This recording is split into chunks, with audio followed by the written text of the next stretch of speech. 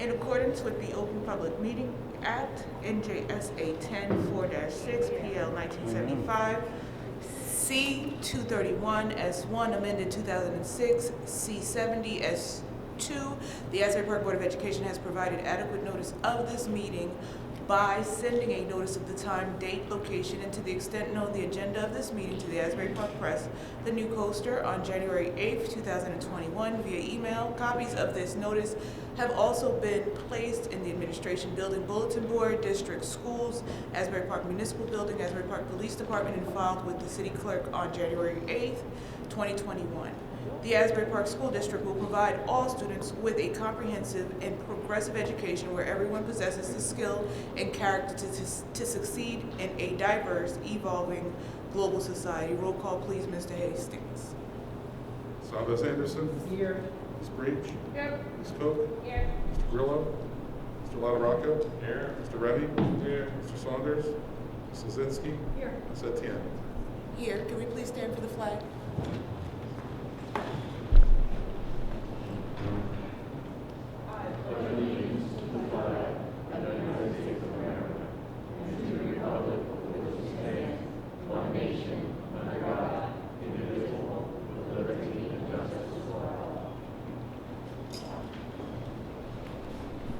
Starting with the committee reports. Mr. Remy? Buildings and grounds. Yes, please. All right. Good evening. So Buildings and Grounds, we met December 9th. A few things that we discussed was a facility use request. The district is processing the application from the Asbury Park Little League, updated insurance certificate and fee.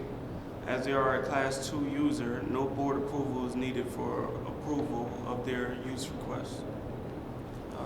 We also discussed about the solar landscape update. Solar landscape has completed placement of the solar panels at all schools. Bradley, Thurgood Marshall, and the upper elementary schools have been connected to the power grid. The high school is scheduled to be connected Saturday, December 11th. And all projects are waiting for final inspection by the City of Asbury Park. The committee also discussed the request to remove trees from the front and the side of the high school. 7 of the 14 from the front and 3 between the music room and the media center, due to shading concerns. Any trees removed must be replaced at a location of the district's choosing. Administration will meet with the solar landscape to discuss options, including waiting until the spring to determine the amount of shade coverage. Architectural services, ESSER proposals. The district architect and engineers walked all schools to evaluation HVAC systems, science rooms, media centers, and auditoriums in preparation for issuing bids and coordinating the use of ESSER 2 and ESSER 3 funds. And Asbury Park High School stadium repairs, administration have received 2 additional quotes for cement repair at the stadium. Quotes have been provided to the architect for review. And that concludes the Buildings and Grounds agenda. Thank you. Are there any questions or comments? Just one question. Were the quotes more in line with what we were expecting? I know we had some issues with the previous contractors and architect. Yes, they Thank were. you. Yeah. Thank you. Mr. LaRocca, would you like to? Finance Committee, we discussed a recent court decision that could result in the award of the lost aid under S2 back to the district. Suit brought by, I believe, Jersey City School Board and the Educational Law Center. Potential return would be almost $13 million in aid that we've lost now over the last few years, ever since S2 was implemented. The state does have the option to appeal the decision. Administration has reached out to everyone with regard to any guidance, county, state, and we've received none. So we do have to continue with our standard budget process at this time, assuming we're still going to experience S2 aid reductions, that will get our number from the state with regard to what next year's budget will be at the approximately end of February, and we'll stay on track, but obviously administration, as well as I'm sure the board, very anxious to see what might occur from this litigation. We also discussed, again, if this money is returned, does not mean that everything we were doing for the past 3 years and those cuts that were made, that the identical cuts would be restored. We're a different district, and we discussed how the district is changing demographically, enrollment-wise, and what may have to be done. So if the money does come back, there will be a whole new budget planning process with regard to that. The other good news, we've received a recent award of $281,989 for emergent or capital maintenance use. Administration has completed and submitted the application designating the update and the repair and refurbishment of the Dr. Martin Luther King Jr. Upper Elementary School elevator.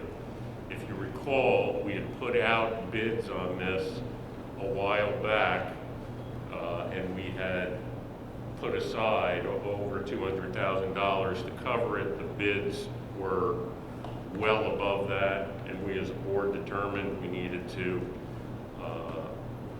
at that point, hold off and come back to the issue now later. So with this grant and with putting aside some money from our budget, we feel confident we're going to be able to accept the bid, and we'll go out to bid again on elevator repair. We also discussed the architectural services that was just mentioned, and solar landscape. If you haven't, maybe you'd like to drive by the high school, you get opinion of, seems to me, problematic area are solar panels that are above both the library and I believe the CTE area. Is that correct, Mr. Ace? Yes, that's correct. So we hope to be able to keep a number of the trees that have been mentioned currently under the contract. Trees would be removed and replaced at no charge with regard to solar landscape under the contract, but we'll have to see when we can actually make that decision. And then finally, as we began to discuss the budget, we reviewed resignations and retirements, got a basic understanding of, some of these are going to have to be replaced, but there will be some savings, some significant savings right off the bat. Those savings obviously are passive savings from individuals deciding to resign or retire. As we look again as how the district is changing and look at the certification mix of staff that we have, planning for the budget, and if there is that significant over $6 million cut in the budget, we'll have to be more proactive about where we were overloaded versus areas where we need additional people. As a board, we'll also have to come back and look at how we're doing in terms of increasing the Asbury Park contribution to the budget, and I'll bring numbers as to what percentage we've achieved in light of where the state formula puts us. We are still relatively confident to say we're still below every other district in Monmouth County in terms of the percentage of the state formula amount that we should be paying. So we'll have to come to a determination on that. And that concluded the Finance Committee. Thank you, Mr. LaRocca. Are there any questions or comments? No? Comment? Do you have comments? Okay, we met, the athletic committee met on the 9th. We spoke about the Thanksgiving game, how we did. We won, but we gave a trophy to both teams. It's a friendship game, so that was the determination that both teams received the trophy. We also sold 1,315 tickets. It was a very well-attended game. We made a little over $6,500, which was deposited back into the account. So it was a very successful game, all the way around. No problems, no issues. Everyone had a good time, and it was a great day. We spoke about the winter sports. Our boys and girls, their first home basketball game is December 21st. If you guys want to attend that, that'll be at the high school. We also are posting our spring sports coaching positions. I think that's out now, if not soon. We spoke about the videographer for the varsity games. We're going to have the assistant coaches assist in filming and the team manager filming the games. So we have that back. We're going to, it's on the agenda right now for a new equipment manager. The old equipment manager resigned, so that was posted. We have a position that's going to be approved tonight, hopefully. Our media day for our winter sports. We don't have a date per se yet, but we're going to have it done in-house instead of going, hiring another agency. Ms. Jackson will be taking care of that, and we're going to be doing starting with grades 6 through 8 and then go to high school. So we're working on a schedule right now. I'll let everybody know. Hopefully, probably sometime in January we'll have our media day, and that will put out to everybody via email. And that concludes the athletic committee. Thank you, Ms. Breach. Are there any questions or comments?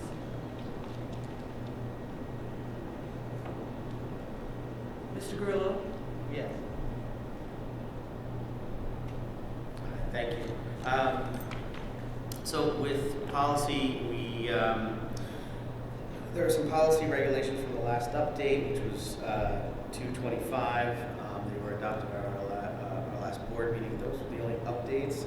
And then the committee also continued its conversation about the electronic devices and how to best address lost or broken Chromebooks, tablets, that kind of a thing, and seeing what's the most cost-effective way of doing this in a way where it's not necessarily punitive, and seeing kind of the cost-benefit of getting tracking software for electronic devices.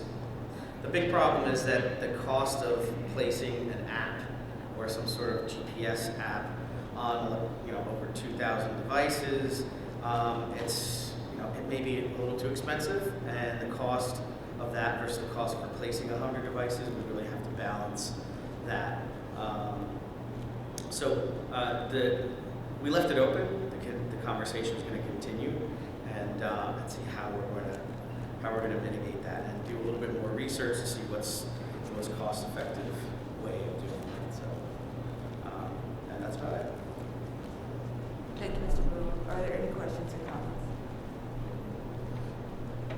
Do we have a number as to how significant the problem is with failure to return or lost electronic devices? I think Jeff had mentioned a number during the committee meeting. It escapes me right now, and I apologize. But I think, what was it? If we had put these GPS devices on 2,000 devices, it comes out to an exorbitant amount. Right. Whereas the 100 devices, more or less 100 devices that either get broken or get lost. Okay, so that's what it's been. Yeah. Out of the 2,000. Right, so we have tech coaches at each building can help us track and handle devices.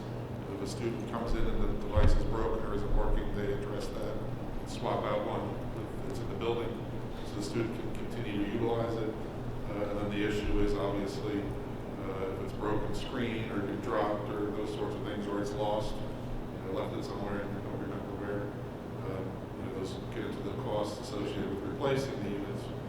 So, as Mr. Grillo indicated, the committee looked at the cost benefit of an app, and it seems more expensive to put it on all the devices versus replacing a certain number. Okay.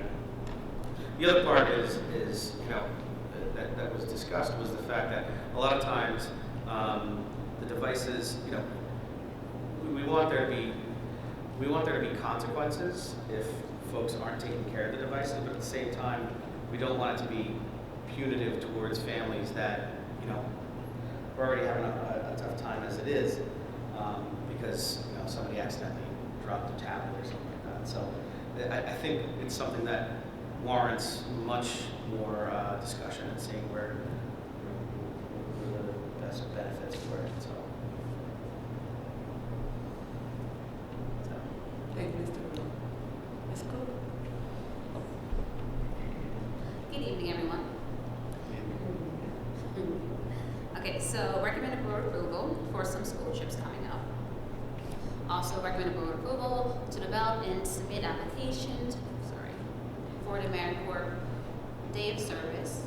The meeting grant is to use for service grants, commencering the birthday of Dr. Martin Luther King Jr. The total grant is $5,000.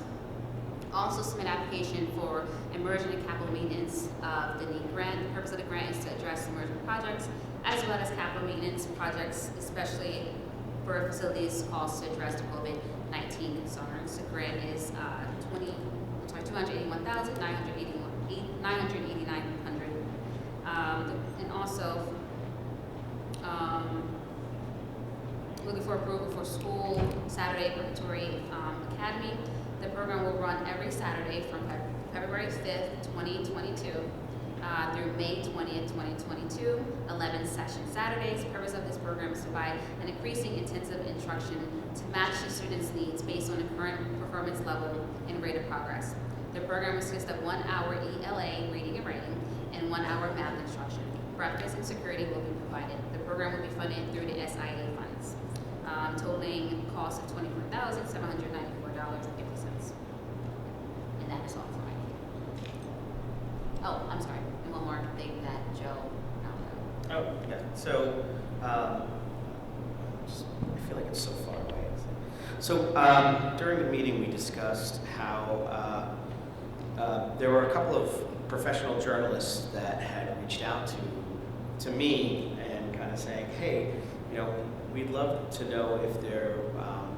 We noticed that the high school doesn't have a student newspaper, and we'd love to volunteer to help students who may be interested in forming a journalism club to start a Blue Bishop student newspaper. And I thought it was really an interesting idea. I think it's something that it's great to have professionals that love Asbury Park, love our kids, and offered up their services. These are professional journalists from Gannett, from I forget, something in Ocean County, and they kind of want to help both kind of any interested student that would want to learn about print journalism and what the ethics are and all that part of it, kind of like the fundamentals of journalism, and then put it into a student newspaper. I thought it was a fantastic idea, so I brought it up during the curriculum committee meeting, and I think there was positive support for it, and I'd love to see how we can go forward with kind of getting that together and getting people in a room to discuss how to make that happen. And I'm assuming it would start with like a journalism club or something like that. So, and testing if there's any interest out there from the students. What do y'all think? I thought the committee thought it was a good idea, and I'm sure. Did you forward some names to Dr. Adams for review? Yeah, I didn't because I wanted to bring it up here first, but Dr. Adams, if that's all right, I'll send you the names of a few of the folks that kind of brought it up to me that they wanted to volunteer their time and experience. That would be fine. Probably also an option would be possible internships leading into some summer opportunities leading into the fall. So that way the students who are interested starting in the 7th and 8th grade and up through 9 through 11 at least have some experience and exposure to the actual print journalism process. And so we could look at maybe facilitating something like that during the course of the summer into the fall. But I think right now most of those clubs and other things have already kind of been set up for the academic year. However, looking into what they may have to provide for the summer internship would be great. Not only the print side, but also the virtual aspect as well. So it would be totally encompassing of taking from print to also utilizing the virtual space as well. Yeah, I mean, I agree. I think it's, I think having that kind of support and giving those kind of opportunities to interested students would be fantastic. So if it's all right, I'll forward that info to you. Yeah, and plus the other thing we want to communicate, the security screening process for volunteers on our end is a lot more tighter than them providing internships on their end, and we could provide more students to have opportunities there as opposed to having volunteers on this end. So yeah, we'll get us the information and we'll try to coordinate with them to try to set up something. Thank you. Are there any additional questions or comments? Okay, at this time. I would just have a comment on the Saturday program. I think that's a great idea, and whether we can acknowledge either from the committee or Mr. Ruiz, those who have conceptualized, developed, and then the teachers who are involved in it, because that I believe that's a very positive and worthwhile approach toward our district goals and where we're trying to go. Yes, it is. Just so you know, that came to us from Ms. Thea Jackson Byers from Bradley Elementary School. And if you recall, right before the pandemic, you guys all approved this similar program, and we only got to do one session because then we went out. So this is just us going back to something that we've already had planned in a previous year. And I'm excited for it because the students are excited. We haven't hired the teachers yet. That'll be at the next month's meeting, so you'll start to see names. But there are a lot of interested parties, and we normally get a very good turnout. And if anybody knows Ms. Jackson, you know that we're going to have a very successful program.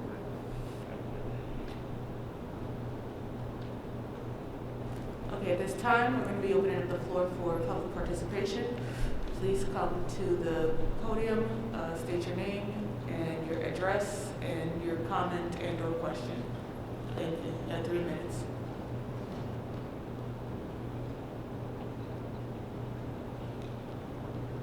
Hi, my name is Deborah Lorenz. I live at 200 DeWitt Avenue in Asbury Park. My son is a student at the intermediate school, MLK. He is in 6th grade. He is in a self-contained special ed program, and his IEP says that he should have a one-to-one. I was unaware until his conference on December the 1st, which happens to be his birthday, that he has not had a one-to-one in place since around November the 3rd. In the past couple of weeks, since I've been in contact with a bunch of people to try to make sure that there is adequate coverage in his classroom, the coverage in his room has just completely fallen apart. Today, as a matter of fact, the only person that was in his classroom was the main teacher. There were no aides. The main aide needed to leave early. She is the classroom aide. And the other one-to-one was absent. My son has not had a one-to-one. And it was only the teacher in the classroom. It is my concern that this will obviously happen again. It's the holiday season. People are out. People are requesting off. There is no backup plan, and that is very concerning to me. My son has a health issue in addition to being autistic and a flight risk. He also has type 1 diabetes and is fragile diabetic. he can go from 400 blood sugar down to 56 in a matter of an hour.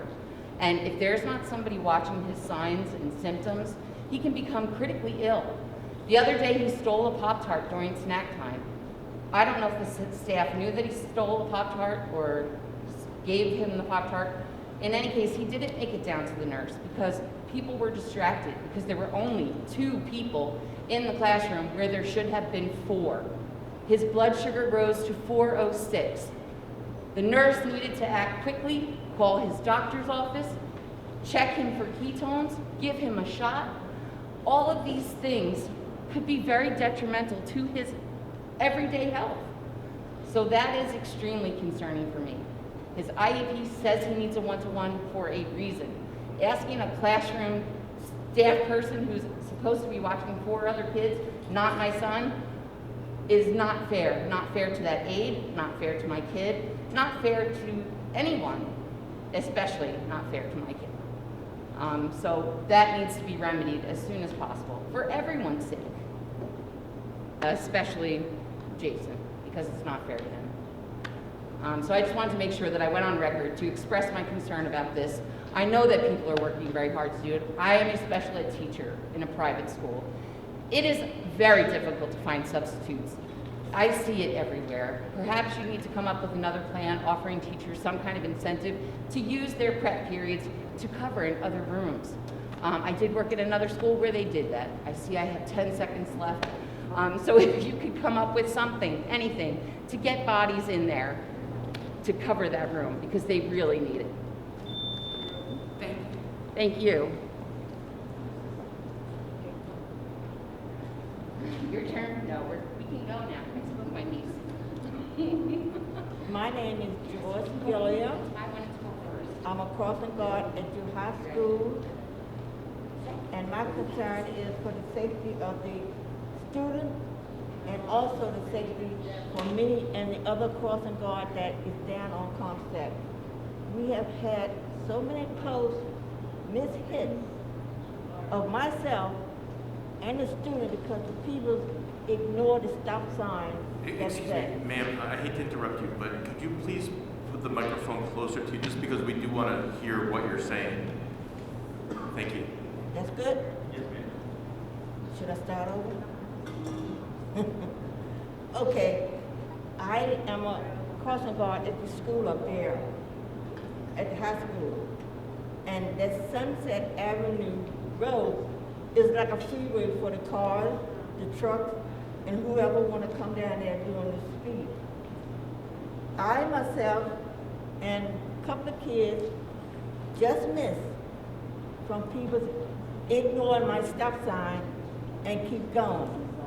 Now, what I would like, and I know it's probably not in your budget right now, or maybe it won't ever be in there, is put at least one speed bump in front of the school so the people will know when they get there they have to stop and they can't do 35 or whatever miles an hour they're doing. If not that, then maybe you can get the speed limit down to 10 miles an hour instead of 25 miles an hour. That is the concern for the kids, and it's concern for me because I don't want to get killed up there. Thank you.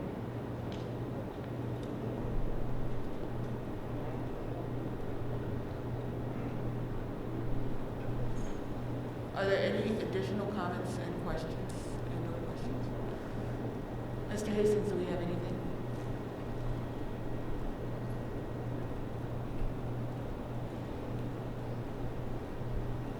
We do not. Thank you very much. So at this point, we're going to be closing the public participation section. Madam President, can I make, I just wanted to make a quick announcement, if that's okay? Let me close the public participation. Yeah, that's right, before we. Oh, you need to do it during the public participation? No, not at all. Okay. I thought you were closing the meeting. Oh, no, I was closing the public Oh. participation. So this, yeah. I'd like to address just a concern of the parent, since public participation is closed. I just did meet with Ms. Lorenzo. our Director of Special Services, Ms. Lau, will be meeting with her. As you know, we do have some challenges regarding our percentage of staff in around the holiday time, but we will be working with Mrs. Lorenzo and her son to address what her concerns were. We do have a plan of action at the MLK Upper Elementary to address those needs. Thank you. Mr. Grill? Sure, thank you, Madam President.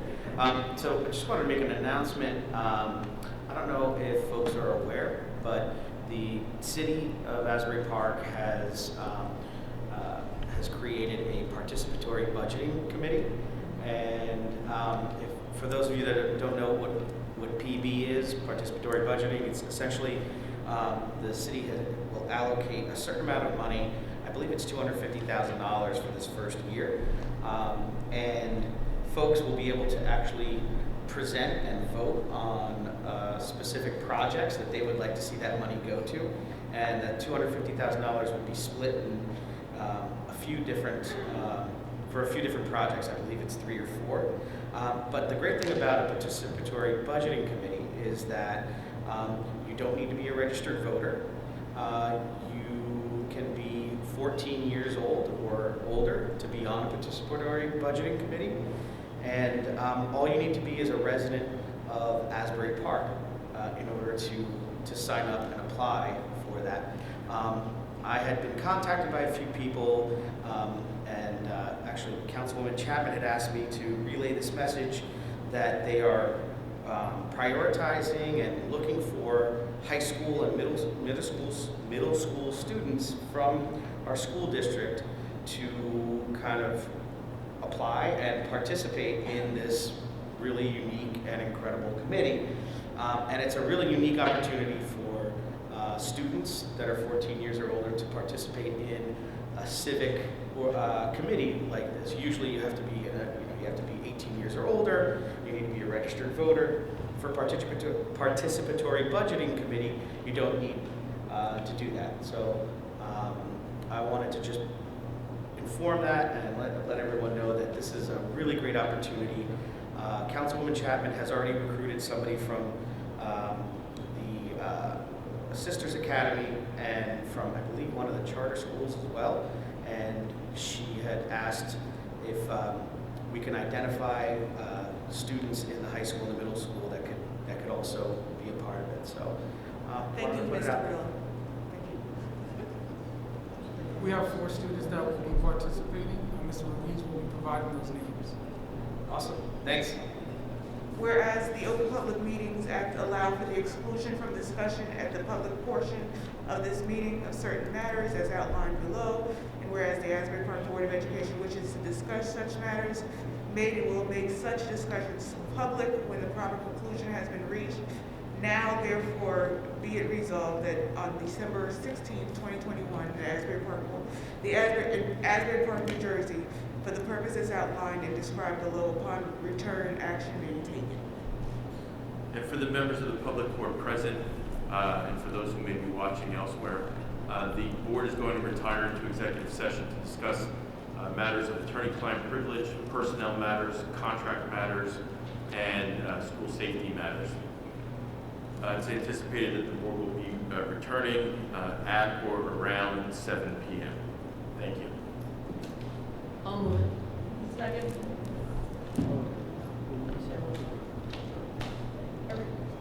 All in favor? Aye.